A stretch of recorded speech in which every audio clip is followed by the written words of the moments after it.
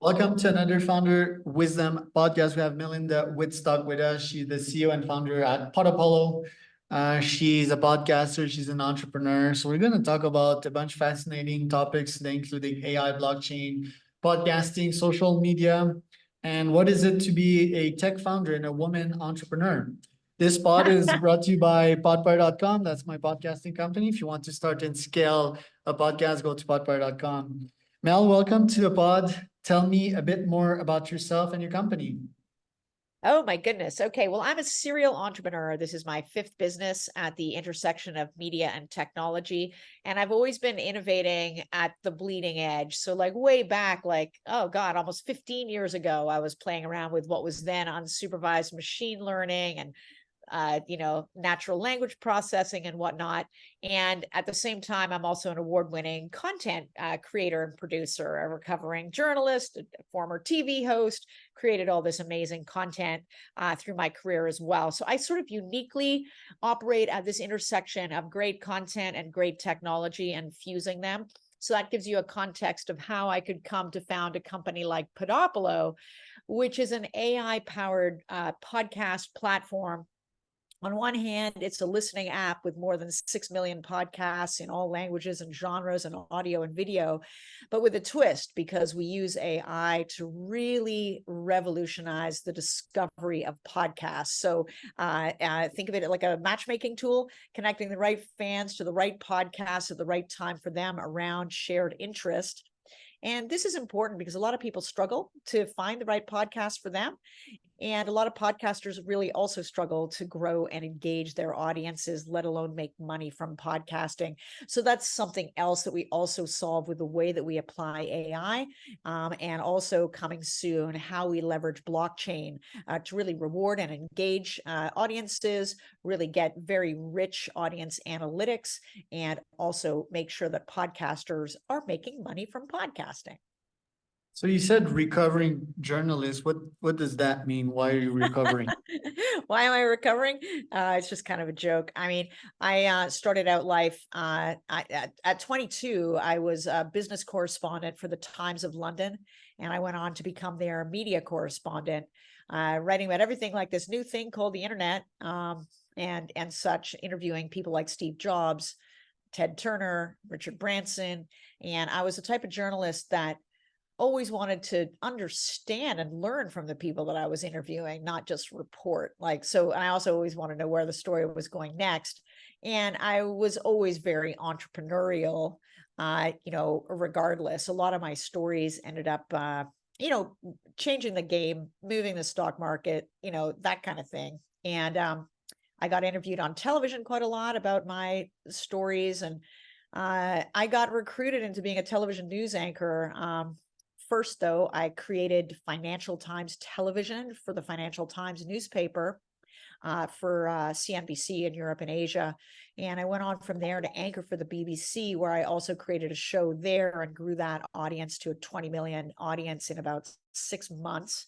And so I've always been entrepreneurial alongside the journalism, but journalism is a very, I don't know, just like entrepreneurship.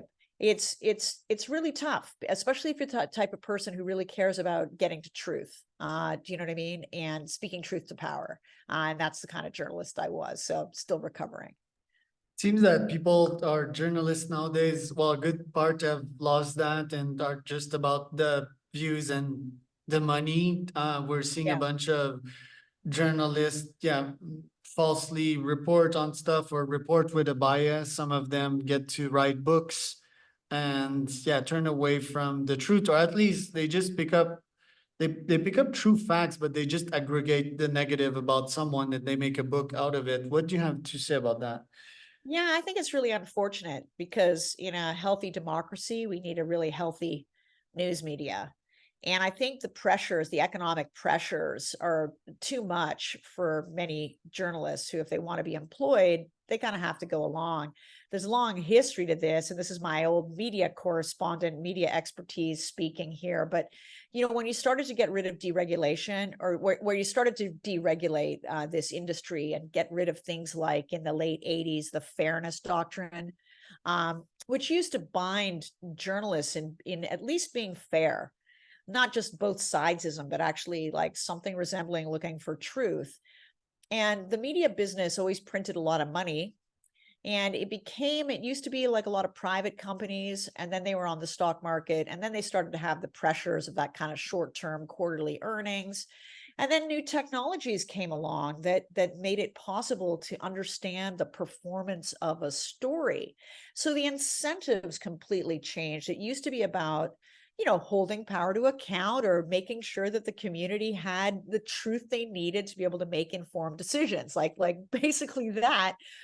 Then it's become now, and especially with social media, it's become like you said, how many clicks can I get? And journalists are measured by that. And so the temptation is clickbait. Like it's like coming up with something that's just going to grab the attention really quickly. It's not going to have a lot of depth because people don't read that much anymore. Everything's very short form content. And it's unfortunate. So I do think there are a lot of great journalists out there doing great work, but it gets kind of lost. I think a lot of it in the infobesity of like just the sheer overwhelm of all the content coming at you, right? And I think, just to bring it back to podcasting for a moment, I think that's one of the reasons why podcasting is such a popular medium, because it just goes a lot more in depth and it's authentic. It's like real conversation. And such.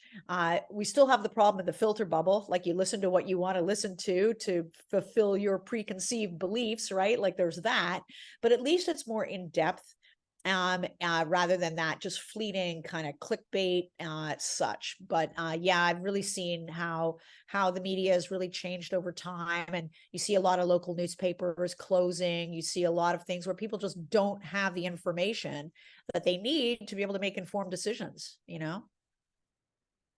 I want to talk about masterminding as well, because you had your mastermind business during the pandemic. What was the angle or the thesis behind that one, and why did you had to close it down?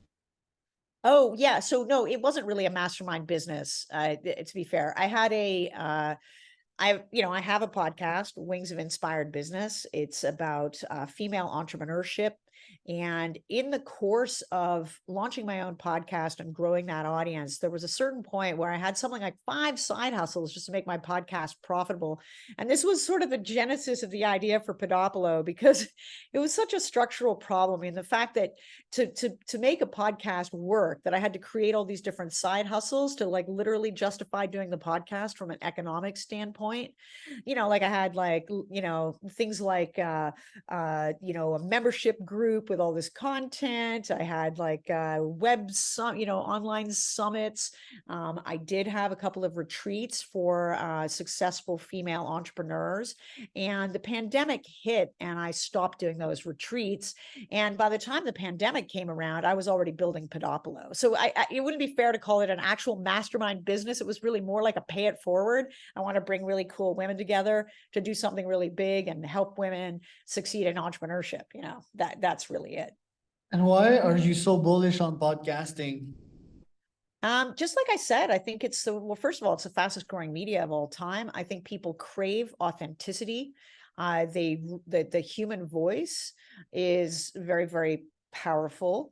I think it's a medium that's in depth. I think it's something that you can listen to when you're doing other things. And there's a lot of reasons that drive its growth. But I also believe that the podcast industry is still really behind technologically where it could be.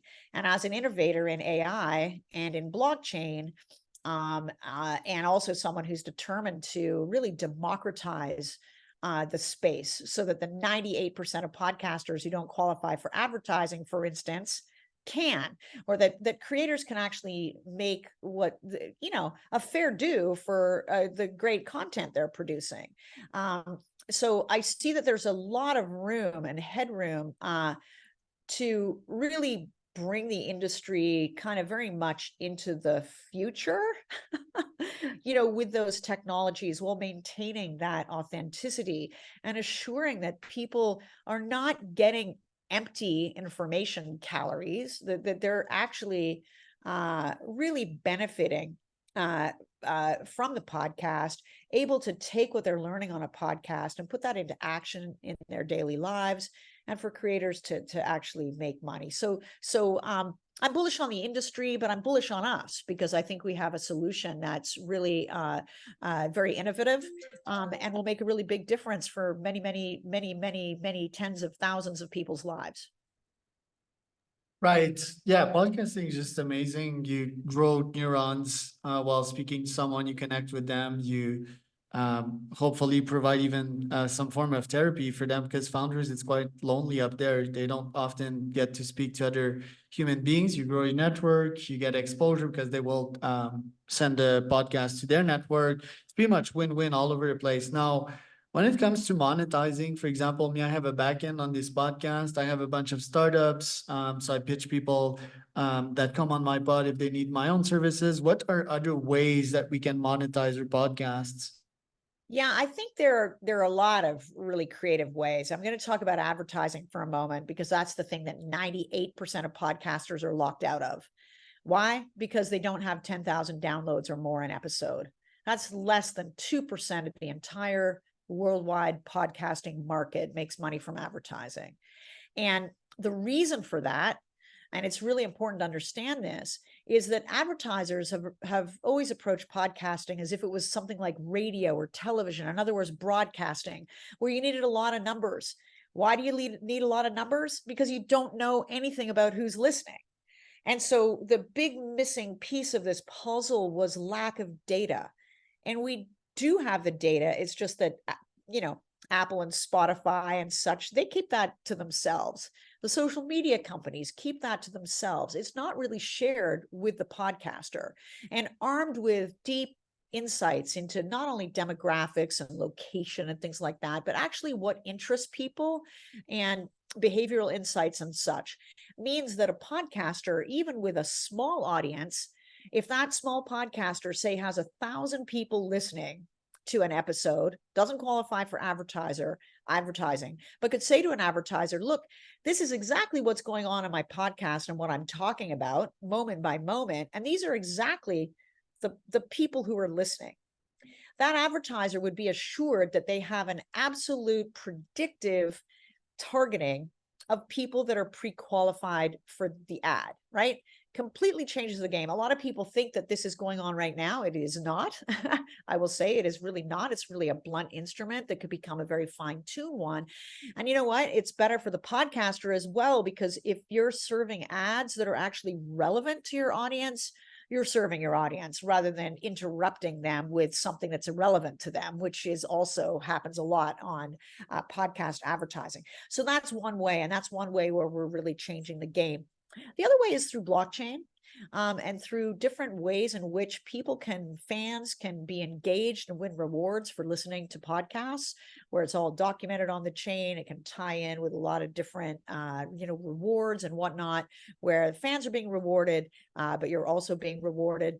And then, of course, there are things like behind a paywall and different ways, but that really means building a community and engaging your audience. And that's why we really like different kind of making podcasting a bit more community or social, and with a gamification kind of aspect to it as well. And then some of the things that you do, it really depends on the format of the podcast. It depends why you podcast. It depends on if you're using your podcast as lead gen into your business. You may have guests on your show that become your clients. I mean, there's a whole bunch of different innovative ways, but it's not one size fits all. It really depends on the format of your show, your why are you doing it? What are you seeking to achieve? How big your topic is, or how niche your topic is, and a whole bunch of different things. So, but there are a lot of different ways to make money from podcasting. And what's the vision behind Podopolo? Last time we were talking, I think you're raising money. How about customer acquisition? What are your priorities as a CEO? Oh yeah, well, of course. And Podopolo is a tricky, it's a difficult company in a lot of ways, right? Because there's a lot of different ways that we grow. So one of the things that we've come to market with, I mean, first, well, let me back up. First of all, on the face of it, it's a consumer facing app, just like an Apple or Spotify, with all these podcasts, a social way to listen, all these kind of features like clip sharing and a better recommendation engine and all these things, right? So consumer facing. So of course we want lots of downloads and users and that kind of thing, right? But we also serve podcasters and we also serve advertisers, right? So one of the things that we've discovered as we've innovated our AI is that we have a very powerful application interface or API that any podcast hosting company, ad network, podcast network, or the podcasters themselves can use directly to grow audience and understand their audiences, and also really power the contextual placement of advertising, as well as leveraging AI to produce generative content. Here's like, I upload an audio file within instant. I have a LinkedIn post, I have like a tweet, a Twitter thread, I have my show notes, I have captions, all of that, and it's instantaneous. Right. So that API, we sort of serve the ecosystem in a way, right? Across, with a very business to business type approach, as we have our own consumer facing app. And that same API, also powers the app as well, like a much more powerful search, for instance, recommendations, all those sorts of things. And so, obviously the priority for any business owner, right, is revenue and growth in that sense, right? But also in our case, we're quite special because we really, as a company, one of our highest values, apart from innovation, is abundance mindset, meaning that everyone we touch, we want to leave better off. We all believe that really this is kind of an ecosystem play. How can Podopolo help the entire podcast ecosystem? How can we do well by doing good? And so when we approach it, like, it's not like a zero-sum game. It doesn't even matter. Our success doesn't matter necessarily to have like 1 million people listening on Podopolo, because we can, we'd like that, of course. We definitely would like that. But there's a lot of different pathways for us to grow. I'm currently developing an AI podcast twin, so it would be a Melinda AI that would run interviews for you, that would liberate your calendar. You wouldn't have to hop on all of these calls, and it would be a point of fascination, I think, for the guests. What do you think about the idea of having a Charles AI run this podcast and ask you questions right now? I think it's interesting, and it would certainly be good from a productivity standpoint, but from a creative standpoint, I'm not so sure, because you're limited by, I mean, the large language models are trained by what's in the past.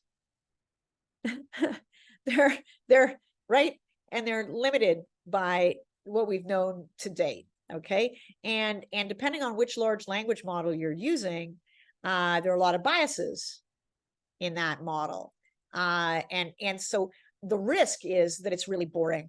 Okay, because there's something about the human mind and the uniqueness of the human voice and whatnot, I think that is irreplaceable. I think AI is great when applied to enhance something, right? Or as a productivity tool. Like, say, for instance, the way we apply it is very much a productivity tool. It helps you find the right podcast. It helps figure out where's the ideal ad insertion point for an ad completely directly relevant to the content being discussed on the show.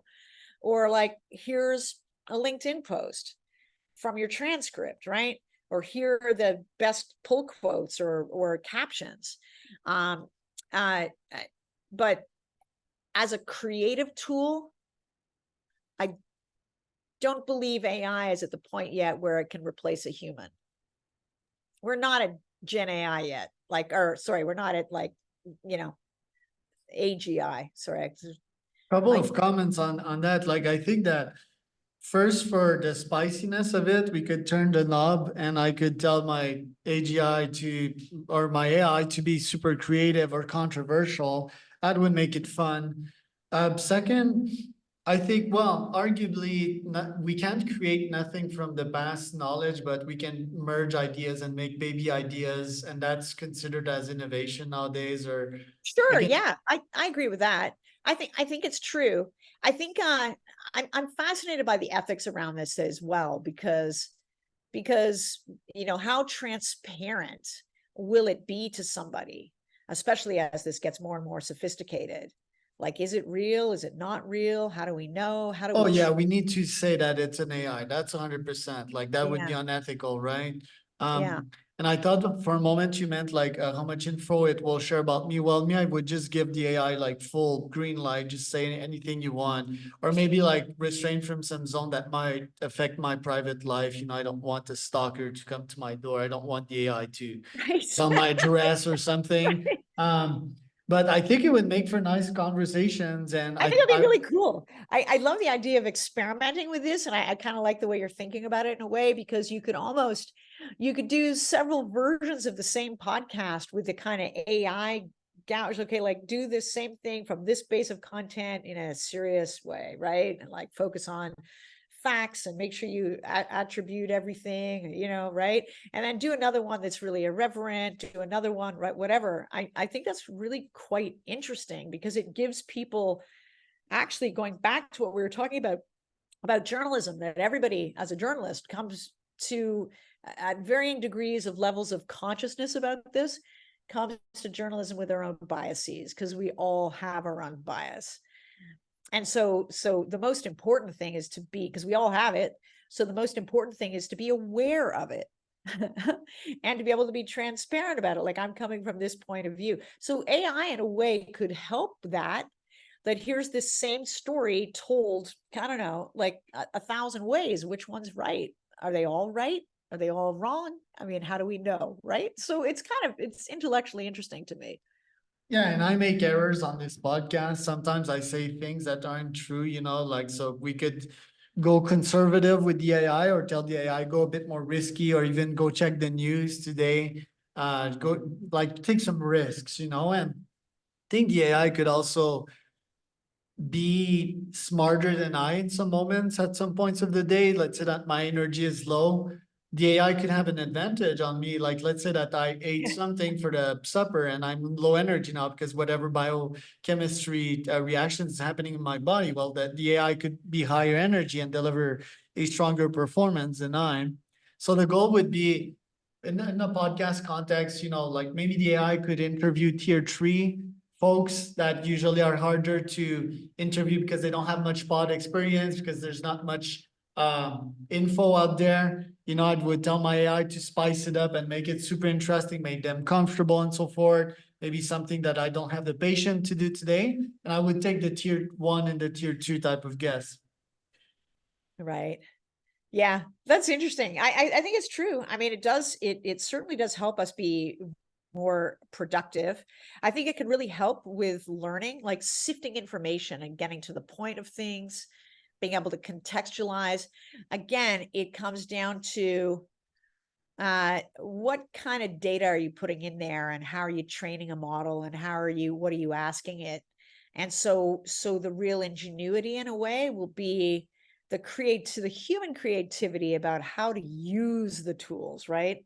And so, like, the real growth in AI, I believe, is really in the application of it and the smart application of it.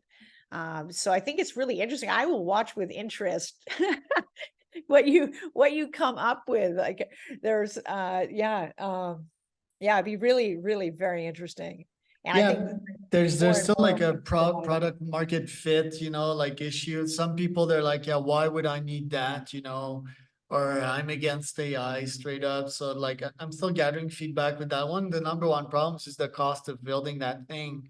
Right now, we're building on Microsoft Azure, and the cost is $80 per hour, to Yeah, deploy your virtual twin. So it's quite costly. it's Apparently will be really brought down, expensive. but yeah. So Yeah, it is really expensive. Like, I just think even the cost of, like, think for us for a moment, 6 million podcasts hundreds of millions of episodes, processing all of that for instantaneous transcription and then all the analysis of the transcription. That's like not insignificant. It's one of the reasons we're raising money. Right. Yeah. Some companies, they give you credits, Google Cloud or Microsoft, but yeah, that can be indefinite. So, and yeah, it needs to scale with time. The cost will come down. But Mel, I know you're out of time. Where can people find out more info about you? Yeah, well, I'm sort of on social. I think LinkedIn has become my platform of choice. I'm just there more often, you know. So I'm just Melinda Wittstock on LinkedIn. So you can easily find me there. And I usually check it, you know, a couple times a day, sort of thing. Obviously check out podopolo.com, download the app. When you download the app, it's free in either app store. Just follow me on Podopolo. I think I'm like, my handle is Melinda CEO. And so you can ping me on the app itself. You know, of course, there's lots of ways, but I'll respond on LinkedIn. I'm on all the other platforms too. I just don't use them as much.